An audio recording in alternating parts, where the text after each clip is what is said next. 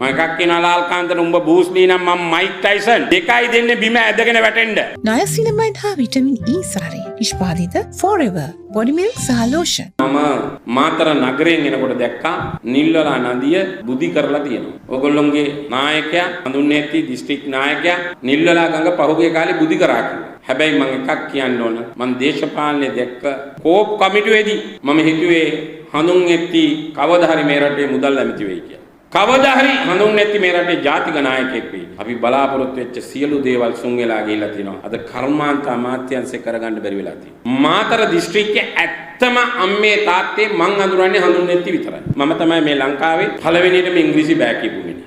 සහෝදරයා සහෝදරිය අම්මේ තාත්තේ එකෙකුටවත් ඉංග්‍රීසි බෑ හරියට. හැබැයි එකෙක්වත් කියන්නේ බෑ කියලා. දැන් දෙමළ කතා කරන්න ගියොත් මට දෙමළ කතා කරන්න බලව වතුර වගේ. හැබැයි ඒ දෙමළ ලැයි මේ දෙමළ.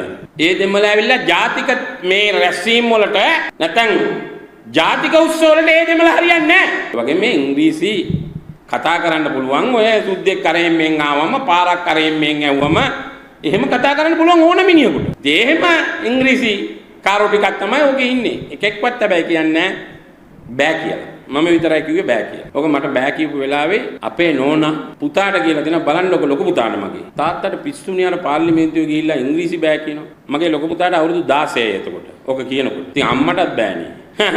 තාත්තා හරි කියපු එක. ඉතින් අම්මටත් බෑනේ. අන්න ළමයාට තේරුණා. ඈ ඒක ළමයාට තේරුණා. මං කිව්වා පුතා උඹ හරි. උඹ ඉගෙන ගනින් මට බැරිද? ඉතින් කොහමද අපි ඉංග්‍රීසි ඉගෙන ගන්නේ? අර අවුරුදු 38ක් ඉංග්‍රීසි උගන්වපු මාස්ටර්ට ඉංග්‍රීසි බැරි වෙනකොට කොහමද මාතර දෙන්නායි ළමයි ඉංග්‍රීසි ඉගෙන ගන්න? ওই විදිය මිනිස්සු තමයි මේ රට හදන්න ආවේ. ඔක්කොම අර සහතික මේ සහතික ඉංජිනේරු සහතික අර සහතික තියාගෙන ආවා. දැන් බලනකොට එක සහතිකයක්වත් මුංගේ හොයන්න නැහැ, බලන්නත් නැහැ. සහතික ඔක්කොම බොරු සහතික. එහෙම අයියලා තමයි මේ රට හදන්න ආවේ. ඊට පස්සේ මොකද කිව්වේ? චාමර සම්පත් වරෙන්කෝ දෙන්නම් උඹට වල්පැලේ වරෙන් රෝහිත අබේ ගුණවර්ධනයි චාමර සම්පත්ටයි තලන්න තමයි බලාගෙන හිටියේ.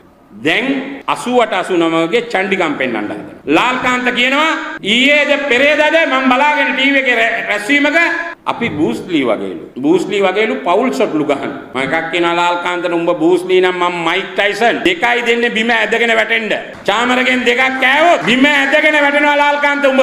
ඒකෙන් ඒවා හොඳට දැනගෙන අපි ඕකට බය නැහැ. උඹ බූස්ලිගේ ෂොට් ගහනකොට පවුල් ෂොට් නෙමෙයි. හොම්බට දෙකයි යන්නේ මූණටම. මයික් ටයිසන් ගැහුවා වගේ තමයි ගහන්නේ උඹට කියන එක ලියලා තියාගන්න. ඒවා 88 89 කරපල්ලා.